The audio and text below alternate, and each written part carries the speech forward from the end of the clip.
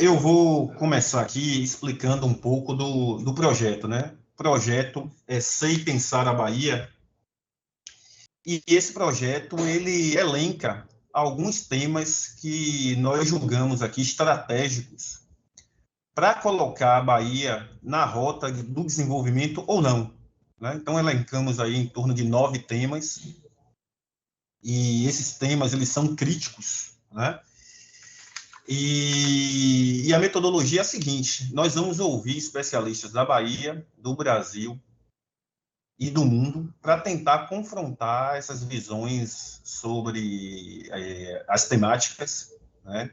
Essas visões, as opiniões, e ao final nós vamos construir aí um dossiê e vamos deixar disponível aí para o novo governador, né? Esse novo governador, ele vai ter uma missão aí de enfrentar essa temática nos próximos anos, né? Então, a ideia é que, ao final desse trabalho, que aí vai durar em torno de 6 meses, a gente produza aí um dossiê que vai tentar balizar aí o direcionamento das políticas públicas nos próximos anos aqui na Bahia.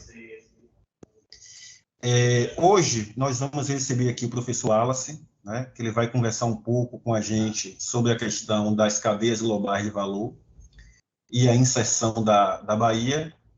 Professor Wallace, ele é professor da Faculdade de Economia da UFBA e é professor visitante, né, da Universidade Nacional de Seul. Ele é economista formado pela UFBA, inclusive foi contemporâneo meu, aí nós trabalhamos lá no NEC. Ele é mestre e doutor em desenvolvimento econômico pela Unicamp, né? Então, aqui eu selecionei aqui umas 5 questões aqui para a gente começar a conversar. E, ao final dessas 5, quem quiser, a gente tem uma plateia aqui, trata-se de uma reunião de trabalho, tem muita gente aqui da CEI e da CEPLAN, vocês podem ficar à vontade a fazer as perguntas pelo chat, né? Eu acho que aqui fica melhor para eu administrar pelo chat. Então, eu escolhi aqui, juntamente com a equipe de pessoas aqui da CEI, algumas questões para a gente dialogar. As questões, ela parte de um contexto mais macro, né? Para depois chegar a um contexto mais específico aqui da Bahia. Então, eu vou fazer aqui a primeira pergunta aqui para o professor Wallace, que é a seguinte: com a pandemia Covid-19, observamos uma quebra nas cadeias de suprimento no mundo, né?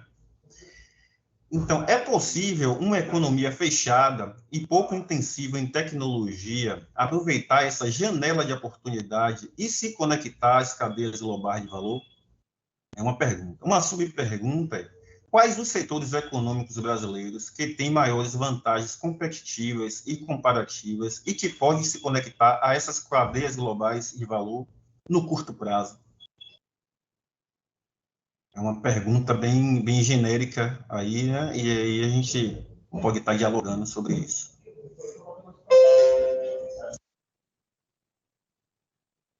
Opa, meu microfone estava desligado. Então eu posso falar já? Como que é? Fique à vontade, Wallace. Tá, eu vou fazer só uma contextualização antes de entrar especificamente sobre o tema, que eu acho importante, né? Por muito tempo, desde o início dos anos 90, ali final dos anos 80, início dos anos 90, isso é importante, porque isso nos ajuda a entender o ponto que nós chegamos, né? Em que se acreditou muito e se defendeu muito que, por exemplo, o David Beck falava muito isso, defendia, muita gente reproduziu isso no Brasil, e até hoje reproduz, tem uma certa dificuldade de reconhecer o papel das políticas industriais e de inovação como mecanismo de uma inserção mais competitiva, né, naquilo que se convencionou chamar de cadeias globais de valor. E se acreditou por muito tempo que a abertura por si só seria o caminho para um processo de fortalecimento de setores de choque de competitividade, ou como muitos chamavam de modernização, né? É impressionante como o conceito de modernização ele é usado e utilizado para implementar reformas no sentido de promover um processo de abertura, de flexibilização de leis, por exemplo, como a legislação trabalhista. E com o avanço e com as transformações que foram acontecendo ao longo dos anos 90, os indicadores, aí não é achismo, são os indicadores apontam para isso, essa lógica de cadeias globais de valor foi se consolidando de forma muito assimétrica. Em que sentido ela foi se consolidando de forma muito assimétrica?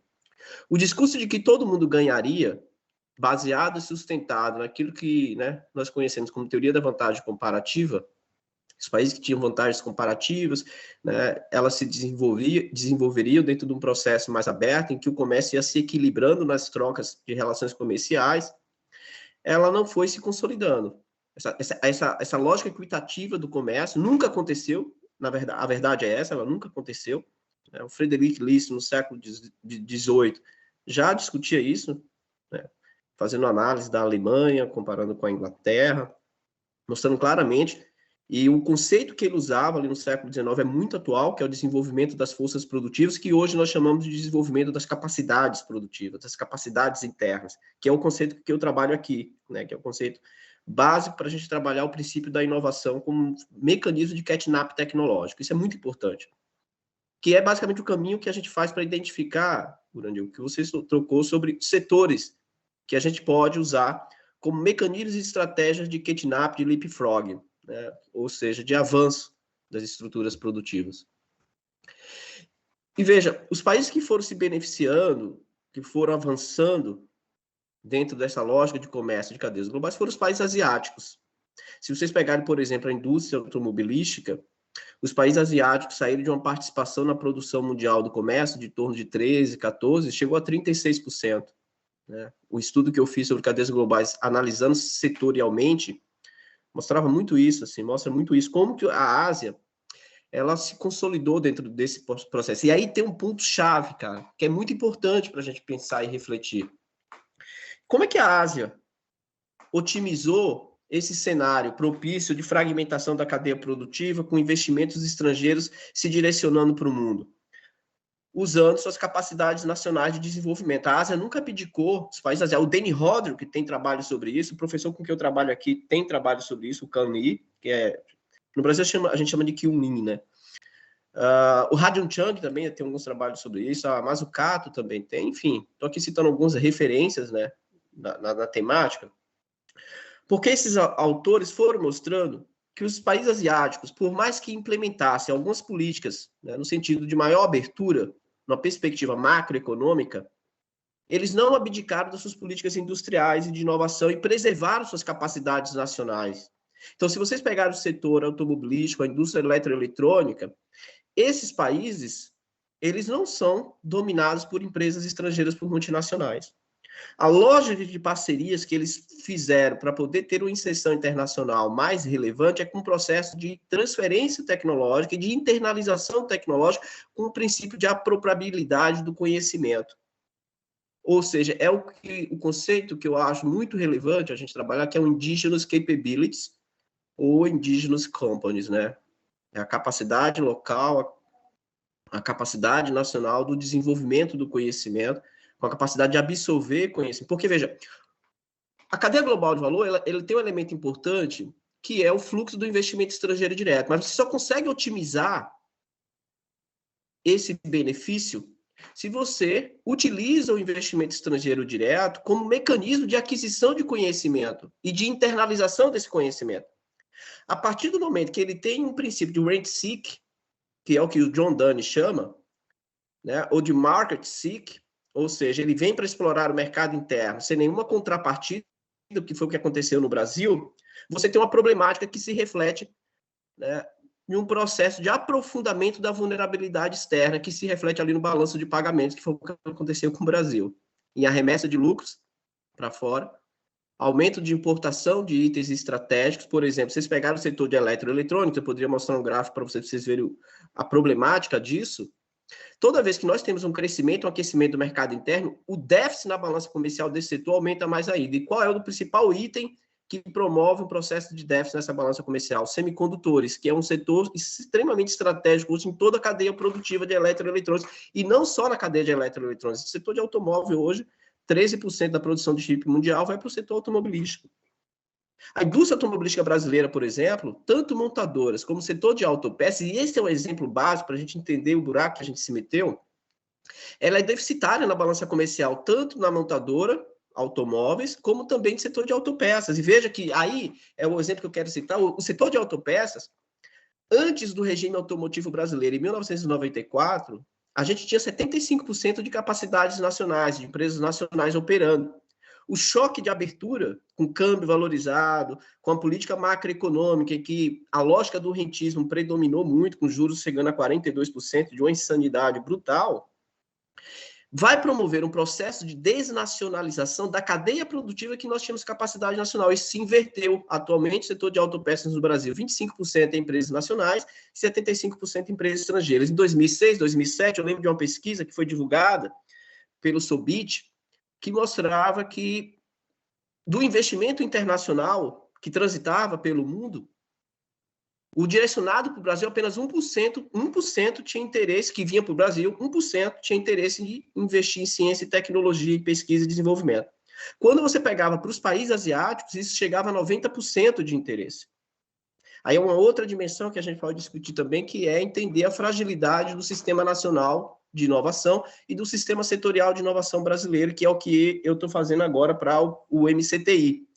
Eu estou fazendo um trabalho de pesquisa para o Ministério da Ciência e Tecnologia, via CGE, que é o Centro de Estudos de Gestão e Estudos Estratégicos, que é um órgão vinculado ao MCTI, principalmente para entender como aprimorar as leis de incentivos à inovação, lei de informática, lei do bem e o PADIS, que é, né, uma lei de inovação para o setor de semicondutores. Então, veja, o Brasil, ele não surfa na onda de se beneficiar das cadeias globais de valor. Tanto é que os indicadores de cadeias globais de valor, eles vão mostrar que nós temos 30% de participação nas cadeias globais de valor. E qual que é o argumento da OCDE para esses 30%? E aí a gente fica aí com uma participação bem baixinha lá atrás, né? Na América Latina, o Brasil participa ali, mas com participação muito pouca, está à frente da Argentina, que é outro país que tem uma participação, mas que são dois indicadores que a gente discute muito, é o para frente e o para trás. E o para frente é maior do que o para trás, esse indicador, que significa dizer que o conteúdo que o mundo usa para gerar exportação, ele é mais alto do que o conteúdo que o Brasil usa para gerar exportação. Ou seja, aí qual é o argumento da OCDE? O Brasil é uma economia fechada, porque a gente importa muito pouco de insumos para promover os produtos que nós exportamos. Só que qual é o erro do argumento da OCDE nesse sentido? É porque eles não avaliam a pauta exportadora. Nossa pauta exportadora, quase 80%, é de produtos de baixa e média intensidade tecnológica.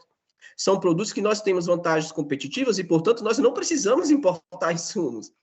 Agora, se a gente revertesse a qualidade da pauta exportadora brasileira para produtos de alta e média intensidade tecnológica, tenho certeza que esse índice para frente reduziria e o índice para trás aumentaria muito, porque nós temos uma deficiência nas nossas estruturas produtivas com baixa diversificação e densidade, que geraria um nível de importação muito alto. É só pegar, como eu falei, o setor de eletroeletrônicos, né, o setor automobilístico. A indústria automobilística corresponde a 18% do PIB industrial brasileiro, da indústria de transformação.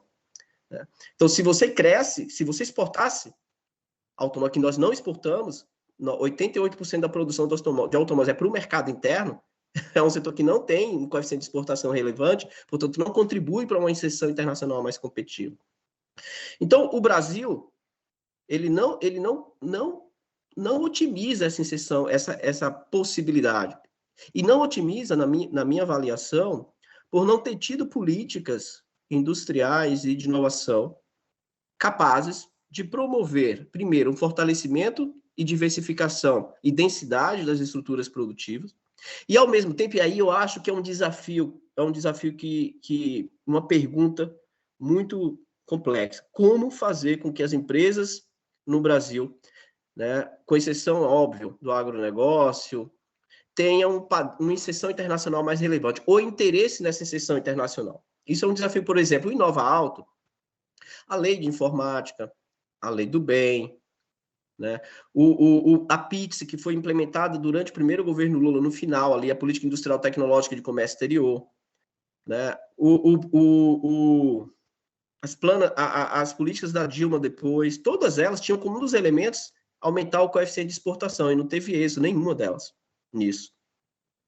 né? Nenhuma delas. Porque essas empresas, geralmente, o interesse é explorar o mercado interno. Pega o caso da indústria automobilística. Nós aumentamos a nossa capacidade de produção de 3 milhões de automóveis para 6 milhões, né, durante ali o período que o mercado interno estava crescendo. Entramos em crise, a Ford fechou em Camaçari, e várias outras empresas fecharam, porque foram empresas, e eram empresas que dependiam fundamentalmente do mercado interno. E com a crise no mercado interno, com a remodulação do sistema internacional, né, essas empresas estão repensando suas estratégias. Aí eu entro na próxima questão, Urandi, que você colocou, e tem um outro ponto que eu queria citar, que é também muito ignorado pelos aqueles defensores de que as cadeias globais de valor é o melhor caminho para a gente se industrializar ou para a gente se inserir no comércio mundial. Comércio internacional, meu caro, cadeia global de valor foi sempre, e isso está se agravando muito, regional, ela nunca foi mundial. Ou seja, se você pegar a Ásia, 70% do comércio da Ásia é feito entre os países asiáticos. Isso aí é dado da OCDE, qualquer um pode olhar isso. Se quiser, eu mostro o gráfico. 70% do comércio, né? Se a gente pegar a União Europeia, 69,5% também é feito entre eles o comércio. Se pegar o NAFTA, 50% é feito entre eles. Aí, se você pega o Mercosul, né, o comércio entre os países é de apenas 21%, o que, para muitos, significa uma fragilidade da cadeia produtiva da região que leva esses países, muitas vezes, a ter que importar e a ter que exportar para outras regiões, como a Europa e a Ásia. E aí, quando avalia-se a pauta, né, ela não é tão competitiva e também não agrega tanto valor assim, né? Eu estou fazendo um estudo agora, estou caminhando para o final, que é um dos que eu estou fazendo aqui. Qual a possibilidade de catch-up tecnológico na cadeia produtiva do café brasileiro? Não só no Brasil. Eu estou avaliando outros países que têm a possibilidade de usar o café, por exemplo, porque, veja, aí é um outro erro, né? As pessoas acham que o agronegócio não é um setor estratégico para reindustrialização. O agronegócio é muito importante. Porque tem setores, por exemplo, que você tem vantagens competitivas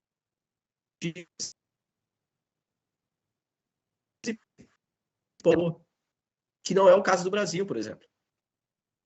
O Brasil apresenta certas fragilidades, na verdade tem uma capacidade instalada relevante, o Brasil é o maior produtor de café solúvel do mundo, né? E tem empresas nacionais relevantes e importantes. Agora, como fortalecer essa estrutura produtiva? Por exemplo, para ter uma maior exceção internacional, é outra coisa. Aí outra pergunta, gente, também é importante. É interesse deles fazer isso, porque 50% da produção do café, quase 50%, 40% fica no Brasil. O Brasil não exporta. O Brasil é o maior exportador de grãos de café do mundo, tanto, né? E produtor e exportador. Mas o mercado interno é o segundo maior mercado consumidor do mundo de café. Por exemplo, esse é um setor. Mas, cara, quando a gente tem a ascensão agora do que se convencionou chamar de indústria 4.0, a gente tem várias possibilidades, várias janelas de oportunidade. Não sei se vocês viram, hoje saiu uma reportagem e que a Embraer está fazendo uma parceria com a WEG para produzir bateria elétrica para avião, que pode ser usado para se pensar para a indústria automobilística. O ponto que eu quero tocar é: o Brasil tem capacidades construídas em alguns setores produtivos que facilitam o processo de avanço de inovação e também faz com que, dado as transformações que estão acontecendo no mundo, o Brasil ganhe espaço em energias renováveis, no complexo industrial da saúde. O professor deu branco agora o nome do professor, Carlos Gadelha, perdão. O professor Gadelha, né, é o maior especialista no Brasil sobre a temática, conhece como ninguém o setor, e mostra como o Brasil tem essas capacidades. O setor de energia, nós temos uma capacidade brutal para as energias renováveis, e aí o meu ponto básico é: nós temos capacidades internas nacionais construídas que podem ser usadas como estratégia de promover esse desenvolvimento. Porque, veja, o Brasil passou pela desindustrialização, mas ela não é uma desindustrialização absoluta, ela é relativa. Em que sentido? Nós não perdemos todas as nossas capacidades de reindustrializar o país. Nós mantivemos ainda capacidades construídas. A questão é como fortalecer. Eu acho que esse é o primeiro ponto, né? O segundo, quais são os setores? na minha opinião, nós temos setores já estabelecidos, né? E o outro ponto que é um desafio, o volume de recursos. E o outro ponto é a política macroeconômica. Não dá para pensar a política industrial de fortalecimento de cadeias produtivas com uma política sem conjugar com a política macroeconômica. Isso é inviável, né? Não sei se eu consegui aqui abordar os pontos, mas... né, ficou claro. E teve pontos até que a gente não tinha pensado e que clareou um pouco mais a partir da sua abordagem, né? Passar para uma outra segunda pergunta que, na realidade, é uma continuação da primeira, né? Que a gente colocou aqui, se a falta de uma política industrial e os subsídios históricos dados à indústria é um entrave à inserção nas cadeias globais de valor. Até que ponto isso aí é um entrave? Você pode repetir de novo, Randy, a pergunta, só para eu ver se eu captei. A falta de uma política industrial, né, e os subsídios históricos dados à indústria é um entrave à inserção nas cadeias globais de valor? Pronto. Cara, eu acho assim, a pergunta, com todo o respeito que eu tenho, eu acho que a pergunta ela é feita de forma equivocada. Em que sentido? A falta de política industrial. Nós não foi por falta de política industrial. É muito importante isso. É uma coisa que eu venho sempre dialogando com alguns colegas pesquisadores da área, principalmente quando reproduz o discurso do Ciro, com todo respeito aqui quem gosta do Ciro, tá? Não é uma crítica pejorativa nem coisa do tipo. É porque isso despolitiza o debate em torno da política industrial, porque não foi falta de política industrial. Veja que eu citei o regime automotivo brasileiro, de 1994. Isso é uma política industrial. É pensar, analisar que tipo de política industrial foi implementada, né? Os governos do PT implementaram a PITSE, a Política Industrial Tecnológica Comércio Exterior, depois o Plano Brasil Maior, depois aí veio a Lei do Bem, veio o PADIS, veio o Inova Alto. Então nós tivemos várias políticas industriais. Por que eu estou dizendo isso? Porque é importante a gente olhar para o que aconteceu. Aí veja, é óbvio que elas foram recentes e política industrial é um outro ponto. A gente não pode tratar política industrial e política de inovação como política de governo, elas têm que ser política de Estado. Por exemplo, a Lei do Bem, que é uma lei de incentivo à inovação de caráter mais horizontal, não sei se vocês conhecem bem a Lei do Bem. O que é a Lei do Bem? É uma política de incentivo à inovação que não tem escolhas setoriais específicas, é diferente da Lei de Informática, que é para a indústria de eletroeletrônica, é diferente da Lei do PADIS, porque o PADIS é para o setor de semicondutores. São políticas mais de caráter vertical, né? Estrito senso ali. A política da Lei do Bem ela é mais de caráter horizontal. Tanto é que a gente está discutindo no CGE, no MCTI, né? Por exemplo, porque quem mais se beneficia da Lei do Bem é o setor financeiro, é o sistema financeiro, não é o setor produtivo. Olha que coisa, né? Mas, nos dias de hoje, a gente precisa discutir o papel da inovação no sistema financeiro com as fintechs, com os blockchain, porque isso se rebate no setor de serviço. Isso se rebate no setor de serviço. Vou dar um último relatório da OCDE sobre os novos padrões tecnológicos, vai mostrar, por exemplo, que os países desenvolvidos geram emprego e demanda por emprego de alta qualificação e altos salários. Países como o Brasil, de renda média, demanda por emprego de baixa qualificação. De cada 10 empregos gerados no Brasil, 7 são de baixa qualificação e baixo salário. Isso é pesquisa, foi divulgada recentemente. E aí, veja o que é interessante. Nos países desenvolvidos, onde é que se gera mais esses empregos? No setor de serviço, não é na indústria. Mas isso significa dizer que a indústria não é relevante? Pelo contrário. A questão é quando você tem um sistema, uma estrutura produtiva intensiva em tecnologia, ela se rebate numa demanda pelo setor de serviço de alta qualificação e alto salário.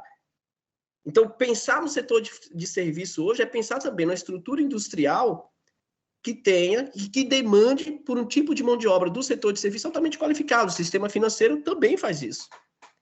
Então, veja, a questão é o que essas políticas industriais, por exemplo, a PITSE, que foi uma política tão bem desenhada, o Inova Alto, na minha perspectiva, foi muito bem desenhado, com algumas falhas, o Plano Brasil Maior, as leis de incentivos, né? Eu acho que é aí que a gente tem que entrar, assim. A gente abandonou, de fato, na minha perspectiva, desde os anos 80, A gente focou as políticas de estabilidade, abdicou de política industrial em um momento muito crítico. Por que momento crítico? E aí é o que a gente está vivendo agora. E eu acho que isso é um risco muito grande. Porque nos anos 80, o mundo estava passando por aquilo que se chama de terceira revolução industrial, que foi quando os países asiáticos usaram essa janela de oportunidade, que é uma perspectiva teórica da Carlota Pérez. Toda transformação técnica e econômica, ela se transforma na janela de oportunidade. Os anos 80 quem foi que aproveitou essa janela? Os países asiáticos. E a América Latina afundou. Porque nós abdicamos de políticas industriais. Aí tem vários debates dos motivos para isso. Por que eu estou citando isso? Porque agora a gente está vivendo essa nova janela de oportunidade. E corre-se um risco muito grande da gente não otimizar e usá-la a nosso favor. E nós temos potenciais para isso. A questão da sustentabilidade é um ponto dado. Saiu um relatório da OCDE agora, em outubro, novembro do ano passado, né, mostrando que a cadeia de global de valor tende a quebrar. Comércio, de acordo com fragmentação produtiva, ele tende a desaparecer, se enfraquecer cada vez mais. Por quê? Primeiro, a Covid deixou muito claro que ter cadeias produtivas internas era fundamental e é fundamental para uma questão de soberania.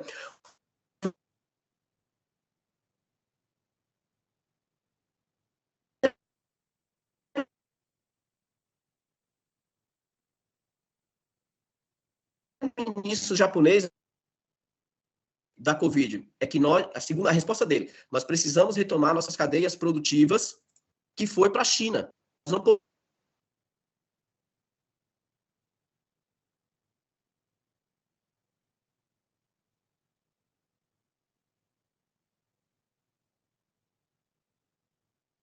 O áudio está cortando.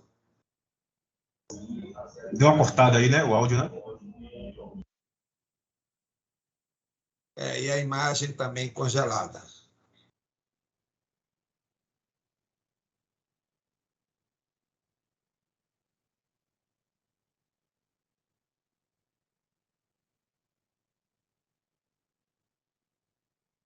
Vamos aguardar que ele volta e a gente faz uma edição. Ok.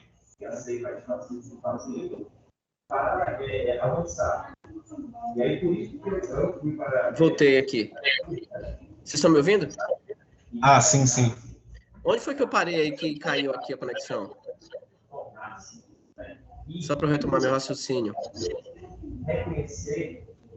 Quando caiu, vocês lembram? Eu vou voltar aqui. Tá me ouvindo aí, não é todo mundo? Pronto, tá sim. Pronto. Quando o primeiro-ministro japonês foi perguntado sobre a experiência, vocês ouviram essa parte que eu estava falando? Não. Não, nessa parte não. Tá. Quando o primeiro-ministro ele foi indagado na entrevista, perguntaram para ele assim, qual é a primeira lição que vocês estão tirando da crise da Covid?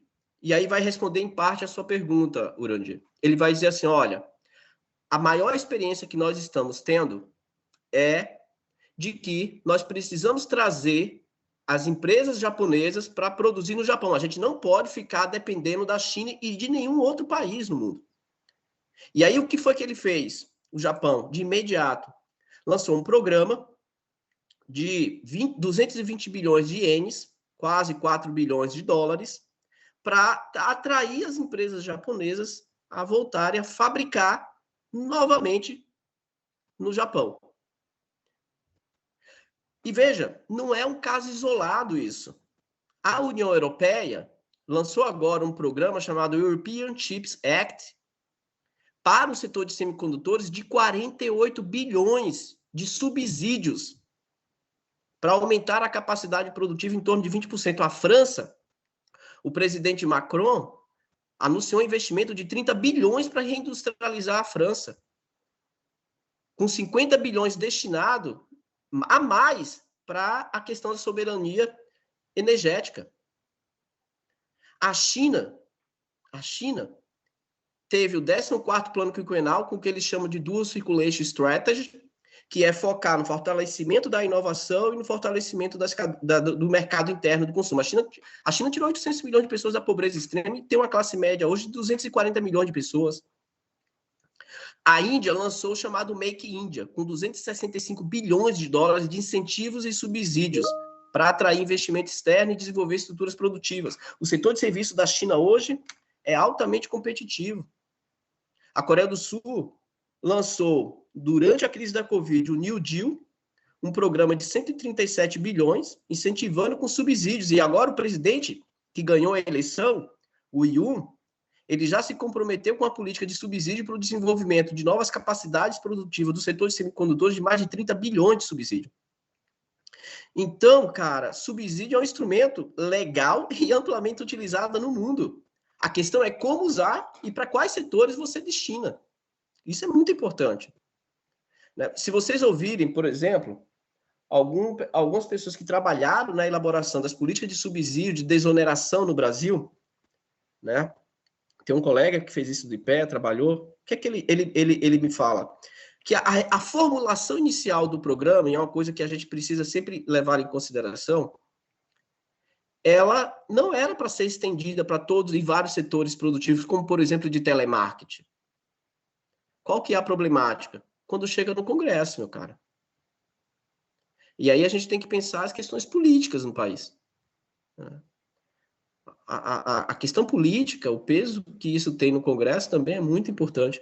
Então, veja, os subsídios e incentivos são elementos extremamente usados e amplamente usados no mundo inteiro. Os Estados Unidos agora, no plano Biden, para o setor de semicondutores, foram 50 bilhões. O setor de semicondutores nos Estados Unidos é subsidiado em 20% quase, em cima do investimento realizado. Na China, 45%, na Coreia, 25%, em Taiwan, 30%. A Europa, de 15% a 20%. Isso aí são relatórios internacionais do setor de semicondutores. Porque é um setor, veja, se a gente estiver pensando em desenvolver capacidades ou setores que estão na fronteira tecnológica, a inovação, por definição, ela tem um risco muito grande, a imprevisibilidade. E por conta disso, é um setor naturalmente subsidiado, incentivado. Vamos lá. Relatório da OCDE.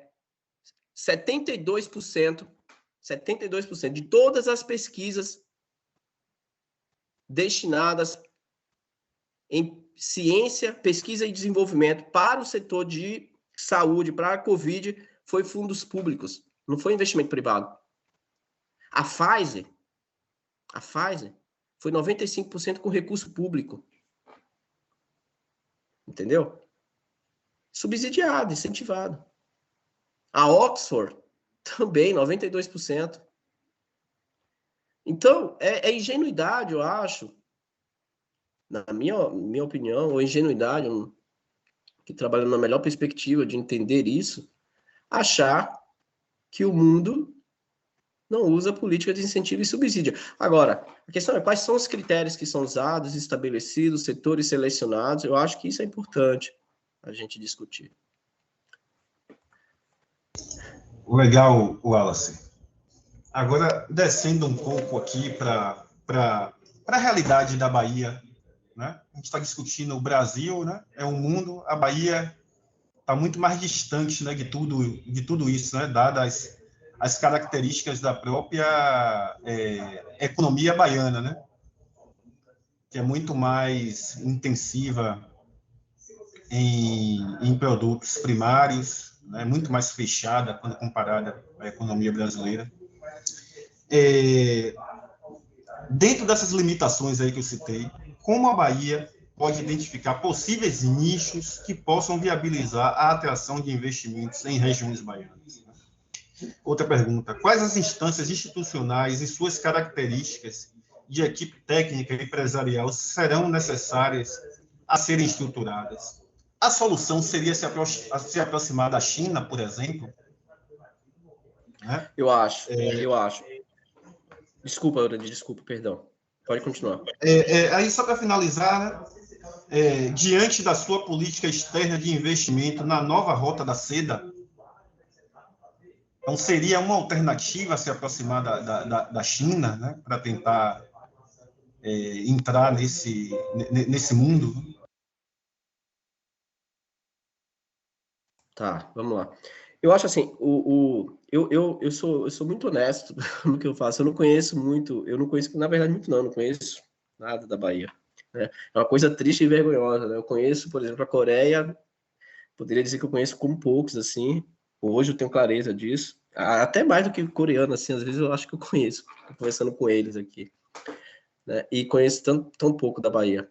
Mas eu acho que na Bahia a gente tem vantagens comparativas em alguns setores e temos capacidades construídas. Então, a primeira questão é como fortalecer essas capacidades, mantê-las, né? Por exemplo, quando a Ford estava fechando, foi anunciado o fechamento, conversei com muitos engenheiros, né? A gente participou de algumas discussões, eu, o Gabriel, o José Sérgio, o professor Gabriele, e com alguns engenheiros da Ford. E eles mostravam a capacidade que a planta, isso eles falando, tá? Eu não fiz nenhum estudo para avaliar se isso é fato, mas eles falando, os engenheiros, tá? Falando assim, que a capacidade, que a planta da Ford, ao contrário do que muita gente achava, ela era moderna e muito capaz de ir para um processo de transição, por exemplo, a produção de bateria de carro elétrico, para atender uma demanda em um setor específico. Eu não fiz nenhum estudo, não li nenhum estudo, eu ouvi os engenheiros falando sobre isso, mas se de fato isso é real, isso representa capacidade. Isso representa capacidade, por exemplo, que não pode ser perdida como está acontecendo com o setor de semicondutores no Brasil, com o fechamento do CEITEC. Estou pegando o CEITEC para mostrar como, por exemplo, o Brasil tem um conjunto de engenheiros altamente qualificado, formado fora do país, Europa, Estados Unidos. Eu conheço bem o CEITEC porque eu dialogo muito com o pessoal da empresa, né? E eles estão sendo contratados por empresas estrangeiras porque o Paulo Guedes decidiu paralisar a empresa, que é o que talvez esteja acontecendo, talvez nem tanto ainda, porque o mercado interno está desaquecido, mas que pode acontecer na Bahia com uma boa parte da mão de obra que tem uma qualificação específica, uma capacidade construída, que demanda tempo, né, que é a curva de aprendizagem, que possibilita essas pessoas a internalizar o conhecimento, a gerar inovação. E não só isso, é identificar outras atividades produtivas, por exemplo, o café, se eu não estiver errado, no sul da Bahia, se eu não estiver errado, tá, vocês me corrigem, tem indícios ali de possibilidade de operar no setor de café processado, em agregar mais valor, em fortalecer cadeias produtivas de forma articulada. E aí, a China se transforma em um parceiro estratégico, tanto numa perspectiva de parcerias tecnológicas, como parceria de mercado. A questão é, chinês, ao contrário, e aí, né, a gente não pode idealizar e achar que chinês vai proporcionar uma transferência de conhecimento e de tecnologia e cooperar para o nosso catnap de forma gratuita. O chinês não vai fazer isso. Tanto é que a China aprofundou muito a nossa inserção reprimarizada. O processo de reprimarização da pauta exportadora brasileira tem como um dos principais elementos a China. E a China, né, seus investimentos estrangeiros diretos no Brasil, não tem contribuído muito para transferência de tecnologia. Eu fiz um estudo pelo IPEA, em parceria com os chineses, a dificuldade de trabalhar com eles, em algumas perspectivas, é enorme. Pelo menos foi minha experiência, tá? E aí eu não posso generalizar porque eu não sei, né? Outras pessoas podem ter tido boas experiências e não tem nenhum estudo específico mostrando isso. Mas a gente está falando de geopolítica. No cenário geopolítico, ninguém transfere tecnologia de forma gratuita ou de forma espontânea. É nesse sentido que eu acho que pensar numa perspectiva de desenvolvimento de forma conjunta na nossa região. Porque a partir do momento que a gente articula política ou propostas de políticas com outros estados, como, por exemplo, o consórcio do Nordeste, se torna muito fundamental, porque a gente formando isso, a gente se torna uma Coreia. Se eu não estiver enganado, é quase uma Coreia o Nordeste. É um negócio brutal. E várias questões para serem exploradas. E aí tem um ponto que o Laplanche sempre me chama a atenção, quando a gente estava fazendo debate, o Sartre também, o Guilherme, alguns colegas com quem a gente dialoga, falou assim, olha, a gente não pode mais pensar política industrial também, a gente não pode, e o professor Paulo da Federal da Paraíba, né, ele sempre chamou a atenção sobre isso, a gente não pode estar pensando política industrial deslocada e distante das nossas realidades. Ou seja, qual impacto isso vai gerar no emprego? Que é o que o Furtado discutia, né? Então, eu não posso estar pensando também em uma política de industrial, política de inovação, em que ela não tem impacto e, ao mesmo tempo, uma legitimidade em torno das nossas regiões, de geração de emprego, geração de renda. Por exemplo, setor de semicondutores, se a gente tivesse, né, não é o caso, mas o que o setor de semicondutores vai gerar de tipo de mão de obra, impacto de renda na nossa região? Uma questão a ser questionada, né? É uma pergunta para ser feita. Eu acho que isso é importante, né? O pessoal do Banco do Nordeste questiona muito esse elemento, em alguns debates que eu participei com eles, né? E a China, ela pode ser um parceiro extremamente estratégico nesse sentido, mas também pode ser um problema para a gente, se a gente não tiver nada articulado e nem poder de negociação para isso. E aí a China faz muito isso. Se vocês pegarem o 14º Plano Quinquenal, se vocês pegarem o Made in China, um dos principais elementos de transferência tecnológica, de internalização de tecnologia, é estabelecer metas, critérios para que o investimento estrangeiro direto entre na China. Ou transfere tecnologia ou não explora o mercado interno. A questão é, a China corresponde a 25% da população mundial, um dos maiores mercados internos do mundo, sistema financeiro robusto, sistema de financiamento brutal, público, um mercado interno que eles tiraram, como eu citei anteriormente, 800 milhões de pessoas da pobreza e uma classe média de um Brasil, 240 milhões de pessoas. Quando a China impõe regras bem estabelecidas para transferência de tecnologia, para internalização de tecnologia, qual a empresa que vai querer abdicar desse mercado interno? Porque eu estou colocando isso porque quando eu falo da possibilidade de pensar nessas políticas, nessas perspectivas, se torna muito mais real usar o mercado interno do Nordeste como elemento de troca, de pressão nesse estabelecimento de parceria com a China ou com qualquer outra empresa estrangeira ou investimento estrangeiro.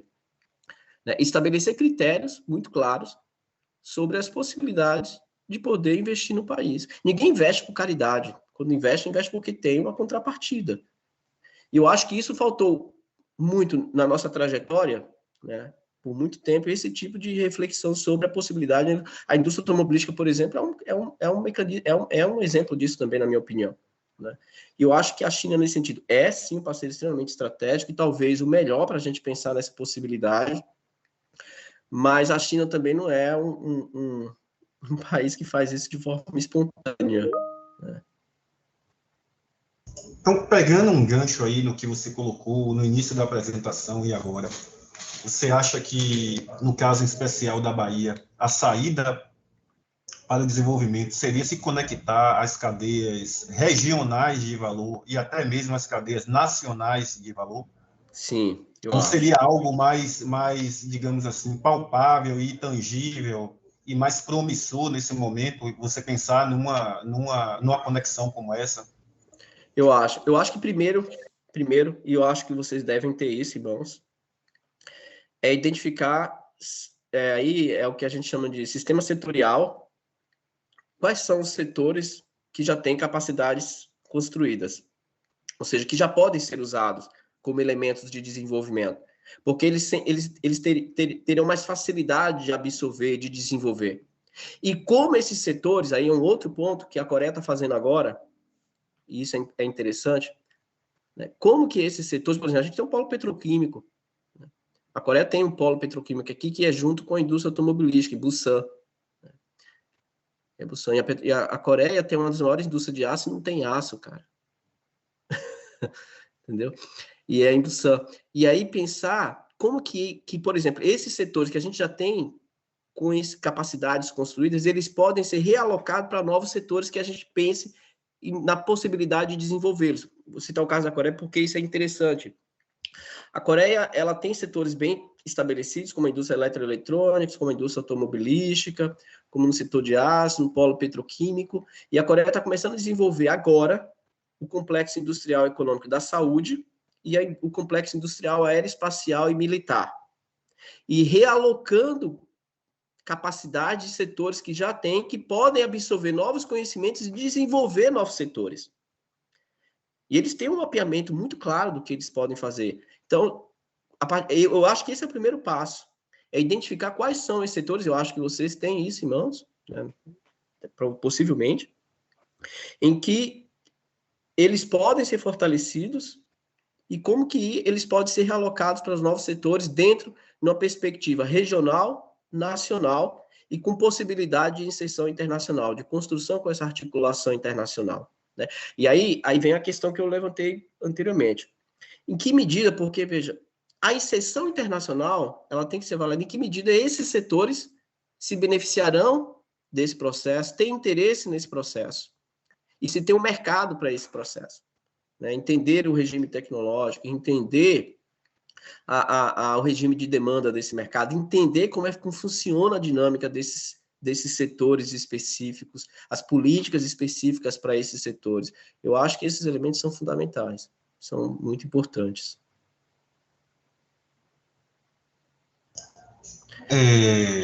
Eu fiz 4 questões, aí eu vou deixar um pouco mais agora o Wallace solto, talvez aí em 5, 10 minutos, que ele queira colocar alguma coisa no que ele está trabalhando, né, na linha dele de pesquisa, alguns achados, que acho que seja interessante para a gente, né?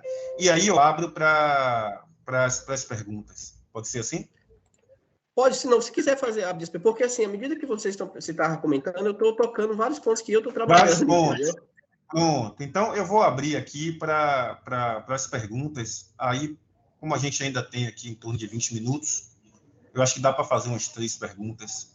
Né? Pronto, então vamos abrir, que aí... Eu queria abrir aí para o público, né? São colegas aqui da CEI e da CEPLAN.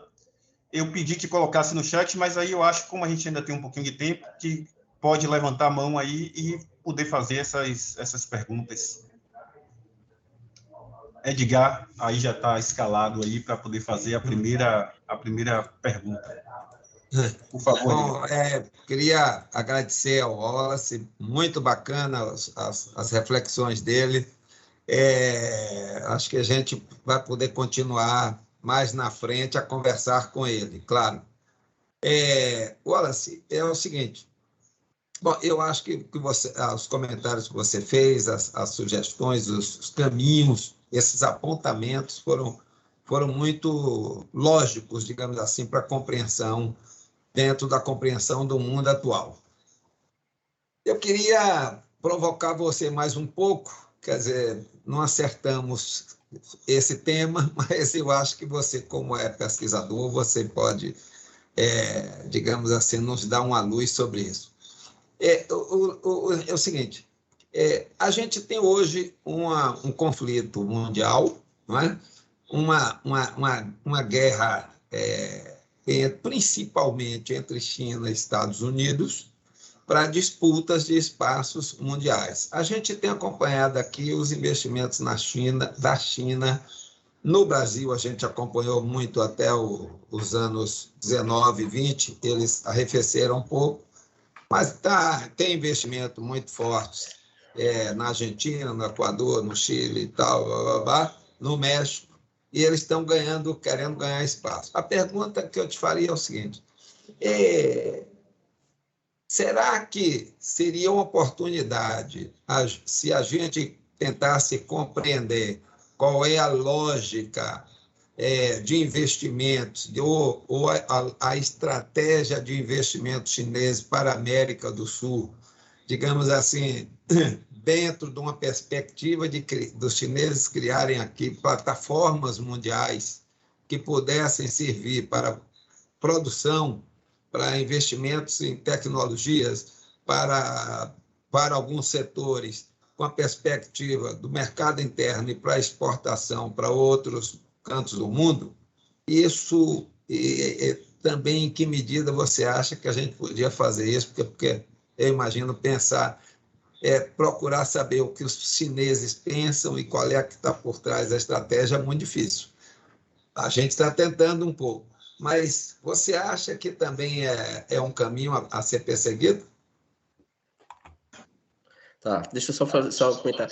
Eu tô vendo o Edgar, tô vendo o Lorandi, tô vendo todo mundo, eu fico me perguntando o que é que eu tô fazendo aqui, falando alguma coisa para vocês, entendeu? Vocês sabem muito mais que eu, o Edgar, o César, Então, o Romeu, né? As pessoas que eu conheço. Então, assim, bom, eu acho assim, o que é um ponto importante, desde o governo Trump, os Estados Unidos vêm impondo sanções. O principal setor que as sanções se levantaram de forma muito mais clara contra a China foi no setor de semicondutores. Por que os Estados Unidos conseguem fazer isso? Eu acabei de fazer um estudo agora sobre a China, né, para a China, sobre a estratégia de catch-up tecnológico chinês no setor de semicondutores. Né? E faço essa discussão em uma parte do texto, é um texto mais denso, tem 150 páginas, foi um estudo para a CEPAL junto com o IPEA, financiaram juntos esse estudo, e vai sair agora, deve sair aí daqui umas 2 semanas ou 3 semanas, esse estudo. Por que é interessante? Porque estudo setorial é aquela coisa de você primeiro entender com profundidade o setor, que é justamente o que você está colocando, Diego. Por que os Estados Unidos conseguiram impor essas restrições à China? Porque eles dominam a cadeia superior do setor de semicondutores, que é o setor de design, de P&D. E como os Estados Unidos dominam, ele tem em torno de 60% de domínio nesse setor, ninguém no mundo produz sem autorização dos Estados Unidos. Então, qualquer país no mundo, Coreia, Taiwan, que produzem semicondutores, que são players fundamentais no mercado internacional de semicondutores, para poder vender para a China tem que ter autorização dos Estados Unidos. Então, o que os Estados Unidos fez para barrar? E aí vejam a questão geopolítica. O que os Estados Unidos fizeram? Bom, se a China desenvolve o setor de semicondutores e o crescimento está muito acelerado do mercado chinês na produção, entre as 10 empresas que produzem semicondutores na China hoje, tem 4 que dominam o setor nacional, cara. Os caras desenvolveram isso. Bom, as políticas industriais para desenvolver o setor de semicondutores na China remontam aos anos 60, mas a intensificação dessas políticas é recente, com um volume absurdo de dinheiro, que é um outro elemento. A gente tem um volume de recurso suficiente para entrar em determinados setores, porque, por exemplo, o PADIS, quando eu falo do setor de semicondutores, o PADIS tem um volume de subsídios, incentivos de 2 bilhões de reais. A gente está falando de um setor que só uma empresa, para aumentar sua capacidade produtiva, investiu 113 bilhões de dólares. Então, em que medida a gente tem condição de entrar num setor desse? Que é para a gente pensar um pouco na Bahia também. Né? Qual o setor que a gente tem possibilidades de entrar, dado as suas características específicas setoriais? Então, veja, quando os Estados Unidos impuseram essa sanção, ninguém consegue e pode vender para a China. Como é que a China está, então, se virando? Estoque. Eles têm muito estoque de semicondutores. Fizeram isso, porque sabiam que isso ia acontecer. Então, a China, da mesma forma que a China faz, ou está sofrendo, a China também faz aqui com os países asiáticos. Por isso que aí eu levanto a questão. Né? É entender o interesse da China, e aí eu acho que, por exemplo, um setor que a gente tem muita possibilidade de fazer parcerias com a China para ganhar no setor de energia renovável. Se tem um setor que eu acho que a gente tem uma possibilidade, uma capacidade brutal de ganhar, e inclusive, finalizando essa primeira parte da pesquisa, é um outro setor que eu quero analisar e escrever aqui com o professor que eu estou trabalhando, eu já tinha comentado com ele, porque a gente tem várias empresas com essas possibilidades. Por exemplo, saiu uma reportagem hoje, como eu citei, da WEG. A WEG pode operar facilmente em parcerias, inclusive investir em outras regiões no setor de energia renovável. Em parceria com a Petrobras, em parceria com a Eletrobras. E a China tem muito interesse no desenvolvimento de energia solar, por exemplo, é do interesse da China. Então, eu acho que tem setores que a gente tem que identificar quais são dos interesses chineses, e, na minha opinião, esse é um setor de muito interesse deles, o setor de desenvolvimento de infraestrutura. A ponte de Salvador para Itaparica que é um exemplo disso. Pelo menos a leitura que eu faço. Então, qual é a contrapartida chinesa em fazer esses investimentos nas nossas regiões em termos de transferência, por exemplo, de conhecimento em determinados tipos de tecnologia, de conhecimento? E aí tem uma coisa que eu não toquei, que eu acho que é um problema, mas não só na Bahia, mas no Brasil, que é a fragilidade do nosso sistema de inovação. É muito frágil. Primeiro que existe uma perspectiva equivocada na universidade, principalmente nas públicas, de parcerias com o setor privado. O Urandir foi meu contemporâneo, E eu sempre lembro disso, é impressionante como qualquer tipo de debate em torno de parcerias é visto como privatização do espaço público. Sabe como é que a Coreia desenvolveu o potencial tecnológico? Investindo em centros tecnológicos dentro das empresas privadas. E alocando pesquisadores das universidades para trabalhar nas empresas, com dinheiro público. Porque a ideia é você tornar o conhecimento aplicado, e não apenas para o debate crítico. Porque você não tem efetividade no uso do conhecimento científico, e se for só para o debate crítico, sem aplicabilidade. E aí, um outro ponto equivocado no período recente, inclusive dos governos do PT, foi a expansão do ensino superior de forma equivocada, desordenada. Você aumentou a oferta do ensino superior em direito, pedagogia e administração. O que esse pessoal gera de ciência e tecnologia? Qual é a especificidade da contribuição para a cadeia produtiva, para setores específicos que esse ensino superior gerou? Se você pegar os países, a China, por exemplo, Edgar, como é que eles... o estudo que vai sair agora foca um pouco sobre isso, tá? A China hoje é um dos países do mundo que mais forma engenheiros no mundo. A Coreia fez assim, Taiwan fez assim, né?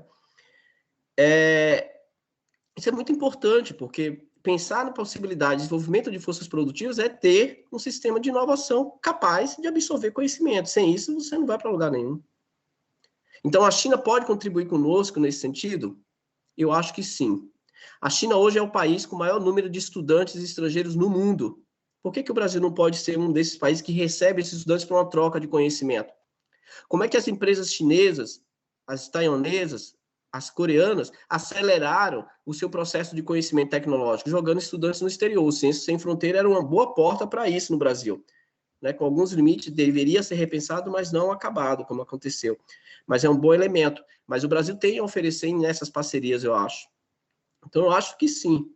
Né? E aí, a questão é identificar os setores que é do interesse da China. E aí, repito, o setor de energia renovável, para mim, na minha opinião, é um setor de extremo interesse chinês. De extremo interesse. A questão energética hoje é uma questão de soberania, e a guerra que você citou da Ucrânia com a Rússia está deixando isso muito claro. Eu estava ouvindo recentemente a BBC News Internacional, né, com a guerra, eles buscaram a Venezuela. E por que todo mundo sabe que buscou a Venezuela? Mas o que eu acho interessante? Que os analistas internacionais passaram a chamar a Venezuela de democracia. Por uma questão geopolítica, por uma questão conjuntural, né? Antes a Venezuela fazia parte do eixo do mal, de comunista. Mas o cenário mudou. A Venezuela agora é um aliado estratégico para poder suprir uma parte da oferta de petróleo que está sendo cortada pela Rússia, porque a questão energética é fundamental. A Europa, não, na minha opinião, ou muita gente não vai para cima da Rússia, primeiro, porque sabe que tem a China do lado, que é um parceiro estratégico da Rússia. Né? Segundo, tem uma questão energética envolvida nisso. Terceiro, a própria Rússia tem um poderio militar que eles não estão tratando com o Afeganistão, com qualquer outro que eles fizeram, de chegar lá, invadir e destruir tudo. Então, a questão geopolítica é diferente quando se trata da Rússia, da China, é muito diferente. Muito diferente. Que é um pouco que está vivenciando aqui agora na Ásia, né, com a Coreia do Norte. A Coreia do Norte começou a fazer agora testes constantes com mísseis, né, e isso tem gerado um pouco de alerta. Tanto é que o Biden está vindo para a Ásia agora, no final de maio, para visitar o Japão e a Coreia do Sul. Né, porque tem medo também de perder espaço para a China. Né? E a China, hoje, todos os países na Ásia, e aí tem outro ponto, Edgar, todos os países na Ásia dependem da China. 25% do comércio da Coreia é feito com a China, o Japão está indo no mesmo caminho, o mercado asiático fundamentalmente depende da China. Então, por exemplo, existem teses de que a TSMC vende semicondutores por debaixo do pano para a China, porque não quer abdicar desse mercado. Tá? Então, identificar qual é o mercado, qual é o setor que a China tem interesse, eu acho que é possível. Eu acho que é possível. Eu acho que o setor de energia renovável é um setor que a gente precisaria pensar com muito carinho, na minha opinião. Ok, Wallace, tem mais duas perguntas aqui e aí a gente fecha.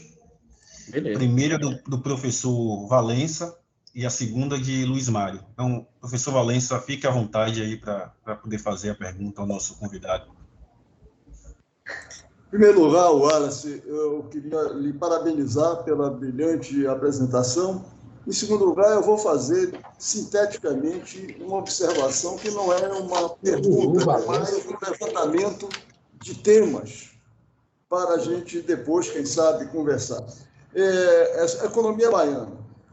Eu vejo que nós temos grandes deficiências estruturais. Essas deficiências eu poderia resumi-las em 2 tópicos apenas: infraestrutura e educação e formação profissional. E potencial de setores que podem ganhar com verticalização e crescimento. Agronegócio, mineração, comércio atacado, turismo, energia renovável.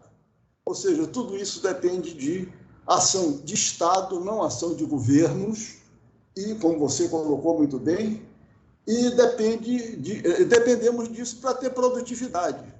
Ou seja, sem produtividade, a economia não vai crescer. Nós estamos na Bahia andando em círculos. Era só isso.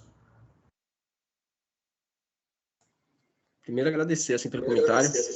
O professor Valência é uma referência, né? Então, fico muito lisonjeado. E eu concordo plenamente contigo, entendeu? A deficiência que nós temos na Bahia, eu acho que ela é muito mais grave quando comparada, por exemplo, com outros exemplos, com outros estados no Brasil, né? E aí tem a problemática que se agrava com o que vem acontecendo recentemente com um projeto que afeta diretamente o Parque Industrial Baiano, né? Por exemplo, em Camaçari. O desmonte da Petrobras, que eu acho que agrava mais ainda, e a questão da Ford ter fechado. Eu acho que isso agrava mais ainda. Mas sabe uma coisa que sempre me chamou a atenção, como aluno e como professor depois da UFBA? A gente tem um parque industrial, né, em Camaçari, e eu nunca vi um estudante de economia. Primeiro, pouquíssimos estudantes de economia da Faculdade de Economia se interessou em estudar o parque industrial. Segundo ponto, nunca vi nenhum tipo de parceria estratégica entre empresas, pelo menos da Faculdade de Economia, com o Parque Industrial de Camaçari. Eu falo isso porque, veja, uma coisa que me chama muita atenção aqui é o elo que a universidade tem com o setor produtivo do país, cara. É impressionante isso. A maioria das bolsas de pesquisas que tem, veja, no Instituto de Economia, se eu for para o Instituto de Engenharia, o negócio é generalizado. A maioria das bolsas que são destinadas aqui no Instituto de Economia são todas dos Chaibos, das empresas sul-coreanas, Samsung, Hyundai, LG, SK Hynix. Então, você tem uma coisa orgânica construída, só que isso não nasceu do nada. Uma das questões interessantes, que eu acho que é um aprendizado para o nosso país, para o nosso estado, até os anos 80, havia um distanciamento muito grande da universidade com as empresas, muito. Tanto é que as empresas coreanas contratavam consultorias estrangeiras para realizar as pesquisas de inovação. O que o governo coreano fez? A partir dos anos 90, criou várias leis, posso citar várias aí, que foram criadas, tornando obrigatório o elo entre universidades, institutos públicos de pesquisa com empresas financiadas com dinheiro público.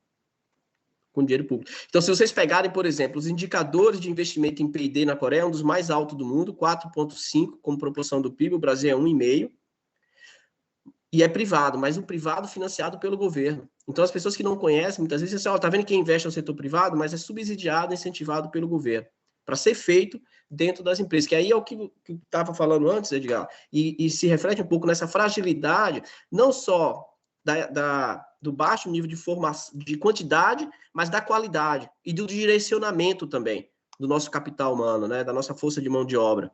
Isso é importante, é pensar como desenvolver esse processo. E não é desqualificar nenhum outro curso ou profissão nesse sentido. É estar atento para as demandas das estruturas produtivas. É por isso que teve uma entrevista da Zena Latif no Valor Econômico. Lamentável, assim, uma coisa deprimente, porque geralmente esse pessoal, a ideia deles é investir na educação por investir. E o Brasil, no período do governo Lula, foi um exemplo disso. Expandiu o ensino superior, mas de forma equivocada, sem direcionamento, deslocado, desvinculado das nossas estruturas produtivas. Os cursos técnicos também são outro problema, porque se criou um preconceito no Brasil muito grande contra os cursos técnicos. né? Uma mentalidade de que não é para os pobres, para uma minoria, porque não qualifica, mas pelo contrário, é um processo de formação extremamente rápido, eficaz e necessário. E como vincular, por exemplo, com o ensino superior e com a pesquisa é fundamental, né? Então, eu acho que uma barreira, uma deficiência que a gente precisa superar muito grande. Sem isso, eu acho pouco provável que a gente consiga fortalecer nosso sistema de inovação, fortalecer nossa capacidade, aí, eu não gosto muito do termo, mas vou usar aqui, de capacidade humana, né? Eu acho isso extremamente importante. Obrigado, Wallace. Isso que você colocou aí é sintomático, né, da questão da distância da empresa com a universidade. Eu, por exemplo, eu só vim conhecer o polo petroquímico quando eu saí da universidade, vim trabalhar na CEI. Enquanto estudante de graduação e de mestrado, eu não tive a oportunidade de conhecer o polo petroquímico. Engraçado que era uma coisa que eu não pensava, quando eu cheguei lá, eu pensava que era outra coisa, né, e acabei me deparando com uma estrutura bem diferente do que eu pensava. Então, é algo mesmo sintomático.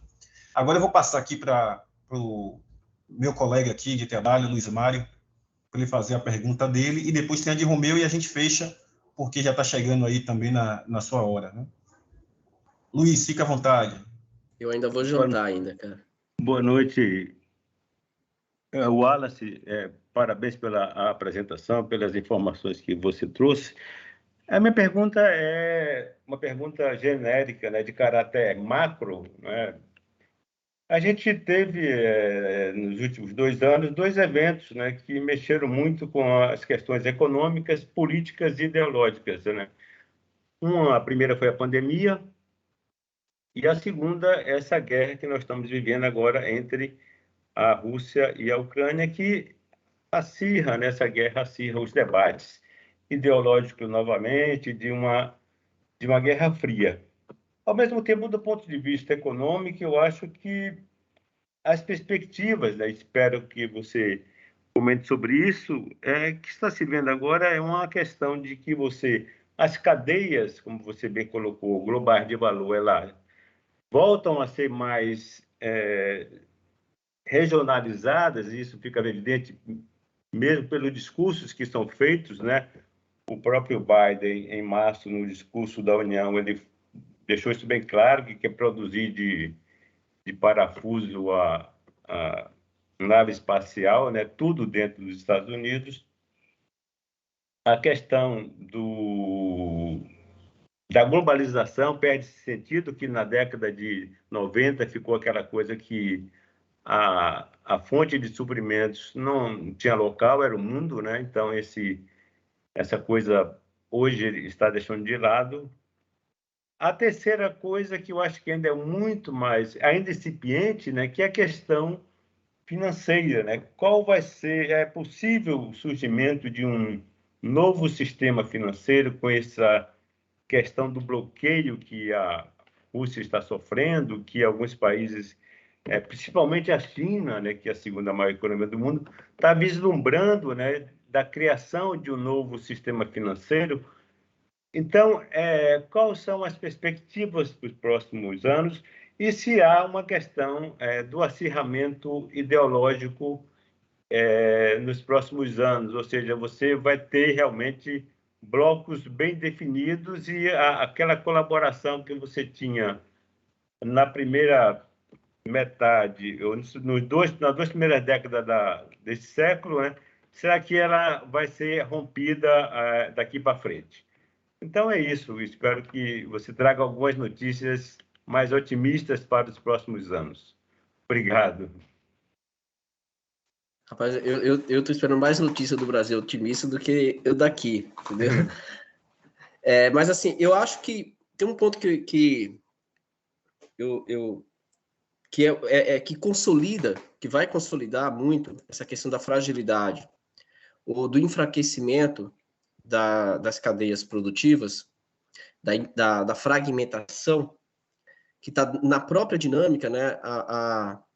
A OCDE publicou estudo sobre isso, né? Outros autores também já publicaram estudos sobre isso, alguns autores que estudam essa nova característica da estrutura produtiva, que é a chamada indústria 4.0. Né?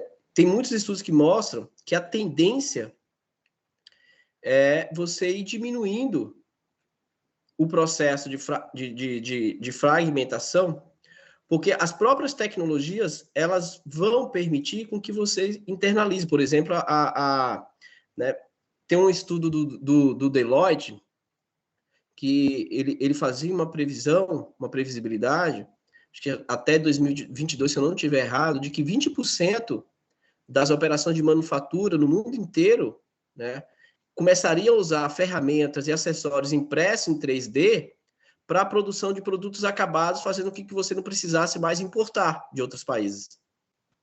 E veja, no último estudo da OCDE, eles mostraram que em 2018, todas as tecnologias que envolvem a indústria 4.0, como blockchain, nanotecnologia, drones, energia solar, big data, robótica, já movimentaram, né, a internet das coisas, movimentaram no mundo 350 bilhões de dólares.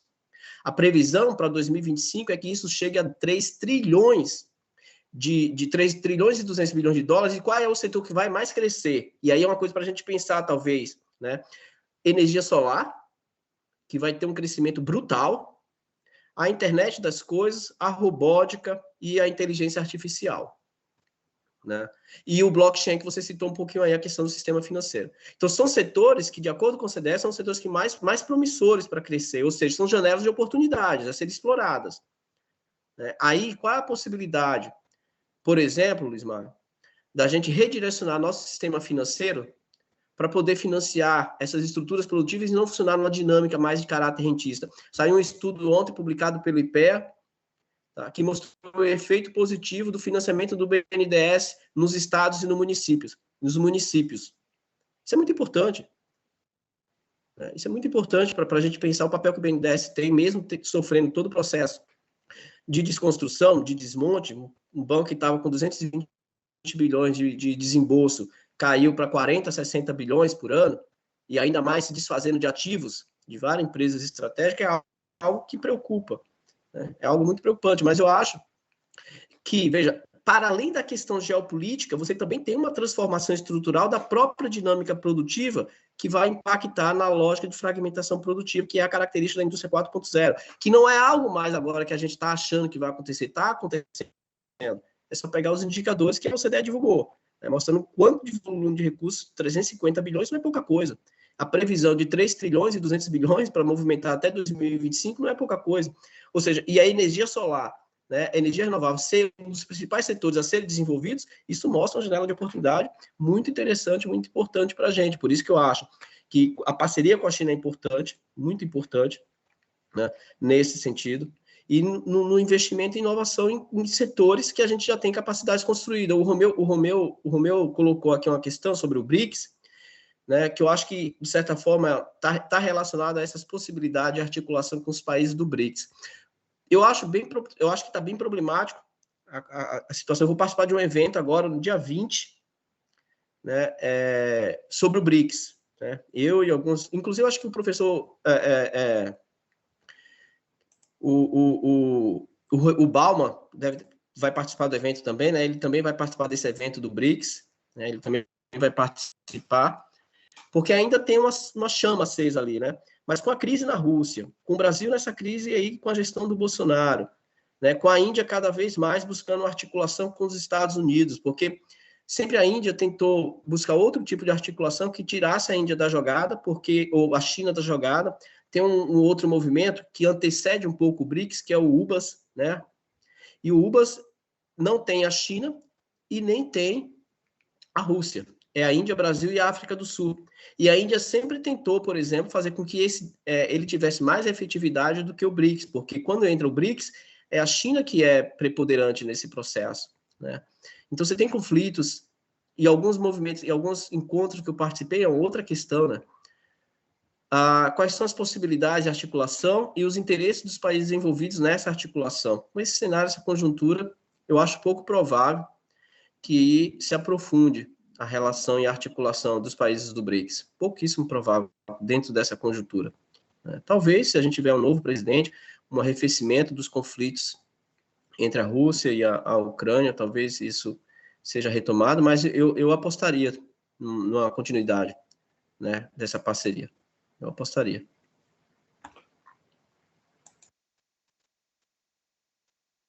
Ok, obrigado, espero que isso aconteça, né? Também espero. Ok. Agora, desculpa, só para falar uma coisa, eu acho, cara, que uma das grandes possibilidades para o Brasil é buscar a Ásia. Eu acho que a Europa e os Estados Unidos não são os melhores parceiros para o Brasil, para a América Latina, sabe? Primeiro que a Ásia é a região mais dinâmica na economia mundial, principalmente puxado pela China. É o maior mercado dinâmico na economia mundial, com perspectiva de crescimento mais elevado. A Ásia, semana passada eu participei de um evento aqui com o presidente do Banco de Desenvolvimento Asiático, né? E uma das perspectivas que eles colocam como estratégia de desenvolvimento para a Ásia é a retomada da proteção social, fortalecimento da proteção social. Eles olham para a Europa e olham para os Estados Unidos e eles dizem, a gente não pode ser isso. A gente não pode ser uma região ou países que formam região, uma fragilidade num sistema de proteção social. E aí o indicador que ele mostrou, bem interessante, é o crescimento, por exemplo, do número de empregos com vínculo empregatício e a redução da informalidade como forma de proteger a classe trabalhadora e fortalecer o mercado interno. E veja só, como mecanismo de aumentar a arrecadação fiscal, porque você fortalece o consumo, o poder de consumo dessas pessoas, né? E os indicadores mostravam isso que ele estava apresentando na universidade. Eu achei bem interessante, porque é uma lógica de sociedade mais civilizada nesse sentido, né? Ao contrário do que vem acontecendo na Europa, da destruição da proteção social, e nos Estados Unidos com a pobreza crescendo de forma brutal, desigualdade. E a gente tem um problema muito grave, que é a desigualdade social, né? A desigualdade social é algo deprimente no Brasil. A gente tem um potencial de mercado interno brutal, mas que não é efetivo, né? Dado a desigualdade social que se aprofundou muito nos últimos anos. Legal, Wallace. Agradecer novamente a você pela disponibilidade de estar conversando aqui com a gente, né? Sempre disponível, sempre que a CEI solicita, você está sempre disponível. Então, agradecer a você. E só fazer uma última pergunta, é porque não estava gravando na hora, se você permite a gravação e se a gente pode colocar esse bate-papo aqui nas nossas plataformas. Claro, pode sim. Tem minha completa permissão. Pronto. Eu acho que o Romeu está querendo... tá. O Romeu está querendo fazer aí uma última intervenção. É possível? Claro que sim. Pronto, Romeu, fique à vontade. Oh, muito obrigado. Que bom começar me ouvindo, Wallace. Muita sorte para você nesse caminho aí que você está levando a gente junto com você. Bacana. Liga a câmera, Romeu. Liga a câmera. Ligar a câmera. Eu liguei. Bom, vou tentar ser sucinto. Isso.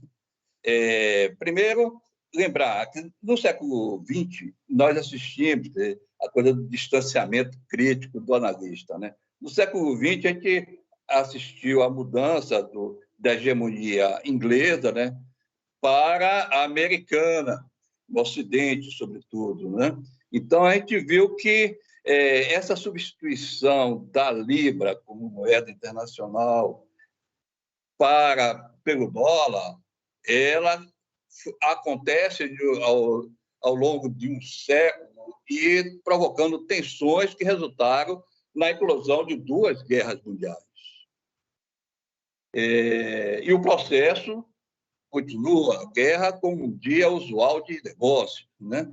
Então, agora, no momento, a meu juízo, nós estamos vivendo a transição, a perda de hegemonia de mercado, de demanda internacional para o dólar, que tem impactos muito importantes para os Estados Unidos. Então, vou ficar nessa dimensão financeira e tendo como pano de fundo a questão da inflação global, hoje em dia, que está ameaçando a todos. Então, os Estados Unidos vem sofrendo essa perda de demanda. para ele é uma perda inaceitável, porque ele tem 17 trilhões de dívida. É a maior dívida colocada externa. E essa capacidade de emitir dívida é o cerne do poder imperial da nação que tem esse privilégio de poder emitir a moeda de reserva internacional.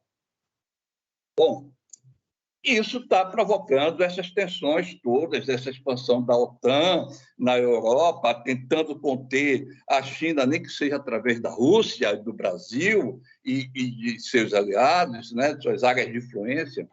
E nos Estados Unidos, isso está para tentar chegar um pouco mais para o cotidiano, né, está se espelhando em uma pressão inflacionária que não é trivial. Ele hoje tem um gap, vou usar a expressão inglesa, entre a taxa de juros e a inflação de 12 pontos. Ou seja, segundo Olivier Blanchard, da última vez que isso aconteceu, há 20 anos atrás, levou 8 meses para o Federal Reserve, mesmo acelerando a subida de taxa de juros, conseguir inverter a curva do índice de preços, da inflação. Então, os Estados Unidos têm um problema financeiro sério, porque ele está perdendo demanda internacional pelos seus títulos, né? Quando ele bloqueia as reservas soviéticas, ele sinaliza para os demais países que é preciso diversificar a composição da carteira das suas reservas internacionais. Aliás, a Rússia já havia previsto isso, vinha fazendo esse movimento desde 2014, e ela muda radicalmente a distribuição geográfica das suas reservas internacionais. Quando os Estados Unidos tenta bloquear as reservas soviéticas, ele só tem 5% delas. Mas ele consegue o engajamento do Japão, ele consegue o engajamento da França e da Alemanha nesse esforço de sanção financeira, de bloqueio, né? Mas, até agora, não me pareceu que as sanções, apesar da orquestração das sanções ser inédita, não me pareceu que elas foram capazes de destruir a Rússia. Vai ter uma queda de PIB, 8%, não é pouco, mas a aliança com a China parece ter sido capaz de garantir minimamente a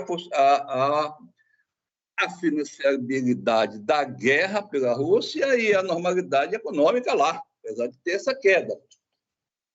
Bom, eu estou trazendo essa questão, primeiro porque eu não queria que terminasse a sua exposição, porque eu acho que está muito boa.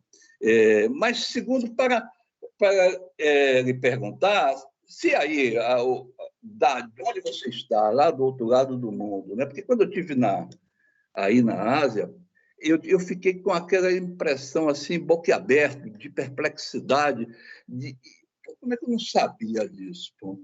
Como é que eu não sabia disso? Pô? Então, a gente, aqui no Brasil, na Bahia, eu tenho a impressão de que esbarro em uma parede invisível de censura, de acesso à informação, de bolha, né? Aquele sentimento de estar confinado dentro de uma bolha, né? Mas eu tento ler, assino o New York Times, eu assisto diariamente a China Global Television Network, muito boa, né? Parece a Globo, no layout dos seus âncoras, muito bem preparados e tal. Então, lhe pergunto, você tem esse sentimento aí de onde você está? Né? Você tem esse sentimento da urgência, da gravidade, da periculosidade do momento que nós estamos vivendo? Te assusta, tira seu sono essa questão da guerra, da possibilidade de perder o controle, o uso de uma arma nuclear, uma hecatombe? Esses pesadelos tiram seu sono? Cara, aqui na Coreia isso é eterno, né? Desde a Guerra da Coreia, isso é uma constante. A gente, pelo menos assim, os coreanos sempre se preocuparam, e morando aqui, principalmente agora, depois da vitória do Yoon, isso é uma constante. A gente tem muito, né? Os coreanos sempre tiveram temeram muito, e agora, com a vitória do Yun, em que a Coreia intensificou os testes de mísseis nos últimos no último mês, isso se tornou uma preocupação full time, assim, né? Por exemplo, porque o Yun, aí tem uma questão de posicionamento geopolítico, que eu acho que é uma vantagem competitiva nossa. O Brasil não é um país de conflito geopolítico, o Brasil é um país que, tirando o governo atual, e aí eu acho que a gente tem um ponto positivo em relação, por exemplo, a desenvolver determinados setores com parcerias, eu falei até isso em relação ao CEITEC, porque a gente pode entrar na cadeia produtiva de alguns itens específicos que a China não vai entrar, porque a China tem seu limite geopolítico. O Brasil não tem esse limite geopolítico nesse sentido. O Brasil tem capacidade de se articular com outros países mais do que a China, porque o Brasil não é uma ameaça hegemônica. Não é. Não é. É diferente da China, é uma ameaça à hegemonia norte-americana. Não é o caso do Brasil. Né? Agora, e aí, veja, o caso da Coreia em específico, a transição de governo está se dando com muita atenção. Porque na campanha o Yun se mostrou... O Yun, não sei se vocês acompanharam, tanto é que a própria imprensa sul-coreana o chama de Trump coreano. Porque ele é um cara conservador, é limitado intelectualmente, isso é fato. Né? A própria esposa dele, num áudio aqui foi vazado, falou isso, que ele era burro. Quem falou foi ela, tá? Não fui eu. Foi bem engraçado isso na época da campanha. E o discurso dele é anti-chinês, anti-Coreia do Norte e aliado dos Estados Unidos. E isso está gerando uma preocupação muito grande. Porque o presidente Moon, que vai, né, a gestão dele termina agora, na próxima semana, dia 10, ele deixa o mandato, são mandatos de 5 anos, que não tem reeleição, ele partiu para uma estratégia mais pragmática, de aliança com a China e uma retomada de relações diplomáticas com a Coreia para arrefecer a possibilidade de qualquer tensão militar maior. Então, isso é uma interrogação, Romeu. E com a questão da guerra da Ucrânia e da Rússia, passou a ter mais uma preocupação ainda, porque a gente não sabe o que vai acontecer. Então, por exemplo, se a China entra na jogada e a Coreia do Norte entra na jogada, a Coreia do Sul tende a se aliar aos Estados Unidos, ao Ocidente. E aí, quais as consequências? Então, há uma preocupação, por exemplo, muito grande do que pode acontecer com Taiwan. Né? Com a influência norte-americana, com os interesses chineses. Então, há essa preocupação, há essa tensão, né, muito grande. E tanto, aí, como eu falei, tanto é que o Biden está vindo para aqui, para a Ásia, na próxima semana, meados de maio, para ir ao Japão e para a Coreia do Sul. Vejam, as maiores bases militares dos Estados Unidos estão no Japão, depois da Alemanha, no mundo. Então, hoje... Eu saí para almoçar com um amigo aqui e ele me mostrou uma base militar norte-americana em Seul. Entendeu? Instalado em Seul. E eu perguntei, o que você acha disso, cara? Ele falou, eu acho horrível. Eu acho horrível, porque é uma fragilidade, né? Porque tanto o Japão como a Coreia, a Ásia, nunca investiram, tirando a China, nunca investiram no complexo militar industrial, sempre dependeram dos Estados Unidos para defesa.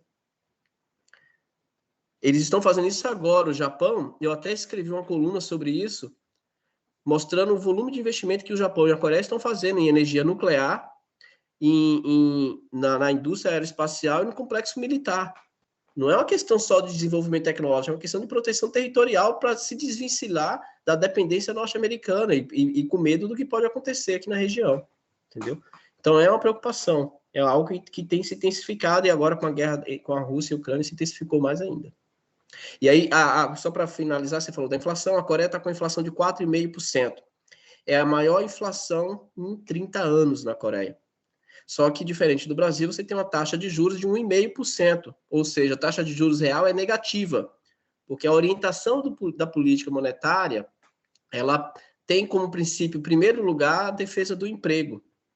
Aí, só para finalizar, tá, é aquilo que eu falei, a gente tem que repensar a política macroeconômica, não dá para ficar pensando em política industrial, política de inovação, eu falo sempre isso com meus colegas do PT, né, quando a gente dialoga, é uma autocrítica que a gente tem que fazer, não publicamente, mas às vezes internamente, né, que não é momento de ficar fazendo autocrítica publicamente, pelo menos na minha opinião, de que foi um equívoco você tentar as políticas, é uma das falhas, Jurandir, quando eu falei, comentei, né, que a gente teve política industrial, qual era um dos problemas dela? Câmbio valorizado, e política de juros elevada, com política fiscal de corte de gasto. Então, a PITSE, por exemplo, ela foi sufocada pela política macroeconômica. Não dá para você ter sucesso em política industrial com política macroeconômica que sufoca a política industrial. É inviável. Ainda mais quando o setor manufatureiro brasileiro, vários setores dependem fundamentalmente do mercado interno, com baixo coeficiente de exportação. É inviável. É inviável. E é algo que, por exemplo, em conversa com colegas na Perseu Abramo, em alguns debates que eu participei, eles reconhecem isso. Eles não falam publicamente, né, mas reconhecem isso. Publicamente já falam, né, o Guilherme Mello, que é o representante dos economistas do PT, né, ele já fez essa crítica, já comentou isso. A própria Perseu Abramo já publicou estudos sobre isso, mostrando, né, que foi uma limitação. Né, o pessoal da Unicamp, o Laplane, o Fernando Sartre, publicaram estudo mostrando isso, que a política macroeconômica limitou os efeitos da política industrial durante esse período. Então, é uma coisa que tem que se pensar. Ela tem que estar articulada. Veja, a inflação aqui é 4,5%, mas nem por isso os caras pegaram os juros e botaram como está no Brasil, a 13,25%. É inviável você ter uma estrutura produtiva que consiga ser viabilizada nesse sentido. Inviável. Inviável. Mais uma vez, obrigado, professor Wallace. Só para a gente finalizar aqui, na terça-feira nós vamos ter aqui a presença do professor Renato Bauman, do IPEA, às 15 horas, né? A gente vai também prosseguir com essa conversa sobre cadeias globais de valor. Só queria pedir um último favor, que todos abrissem a câmera para poder a gente fazer um print dessa nossa rodada.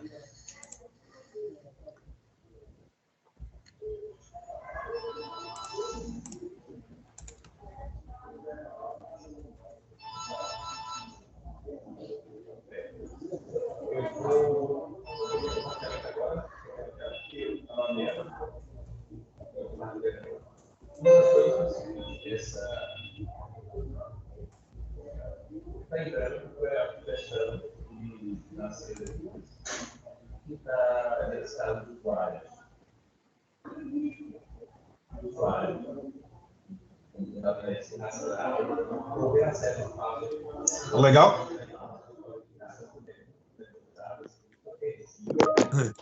Obrigado, Wallace. Mais uma Bacana vez. aí, obrigado mais uma vez, professor Wallace, e obrigado aos presentes também. Então, até terça-feira. Eu que agradeço a todos aí. Foi um privilégio. Fiquei muito lisonjeado. Ok, obrigadão. Tchau, pessoal. Tchau. Tchau. Tchau.